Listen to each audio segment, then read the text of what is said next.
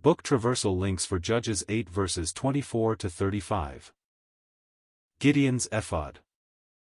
Hitherto Gideon had been marvelously preserved amidst dangers and snares.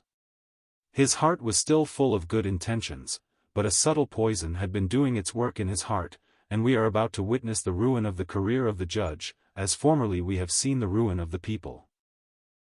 And Gideon said unto them, I would desire a request of you, that ye would give me every man the earrings of his prey, a request with which the people willingly complied. Gideon did not covet these things as Achan did, when he brought judgment upon Israel. He was noble-hearted and disinterested, and wished to make a good use of the gold. Aaron, of old, had asked for their ornaments to make therewith the calf of gold. Jerubbaal, who had cast down the idols, in no wise sought to set them up again, but, impressed with the sense of his own importance, he wished to erect a memorial of his victory at Ophrah, his native town. This memorial was to be an ephod, an article of divine appointment. It formed part of the vestments which the sacrificing priest wore when representing the people before God. It was indeed a beautiful object, yet in Jehovah's eyes it was worthless, apart from the high priest who wore it. Alas! All Israel looked upon this ephod as a means of approach to God, and went and prostrated themselves before it. Even Gideon and his house fell into the snare. Christendom is no stranger to ephods. Many are the things of divine appointment which it has apart from Christ and by which it imagines that it can approach God.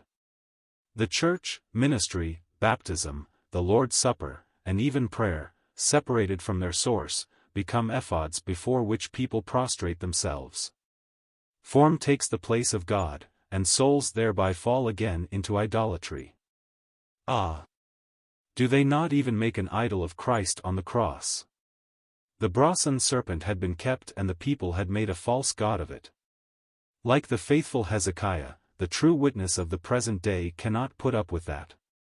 The king brake in pieces this idol, and called it Nehushtan, i.e., a piece of brass, 2 Kings 18 verse 4. What a humbling fact, that the leaders of the people should be the instruments to lead them back into idolatry. Frequently, after an auspicious beginning, the heart, allowing itself to be acted upon by the flattery of the world, is influenced thereby, and the desire gradually gains ground to be of some importance in, as well as recognized by, it. A monument is thus erected which can only add material to the increase of the ruin, thus their Ophrah became a gathering center, and the ephod became a center of Ophrah, to the displacement of the divine sanctuary at Shiloh, the true center of gathering for Israel.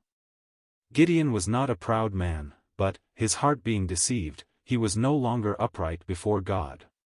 He dwelt in his own house, v. 29, and rested from his glorious labors. He was surrounded by a numerous family, but he had set up a serpent which was eventually to accomplish the destruction of his race. No sooner had he closed his eyes in death, than Israel returned to unmixed idolatry, and made Baal-berith their god, v. 33, thus making a demon their chief and Lord of the covenant. But there is one consolation in the midst of all the ruin which will be seen in chapter 9. God never leaves himself without a testimony in this scene. Let us then be his witnesses, holding fast this word of Gideon to the people, Jehovah shall rule over you.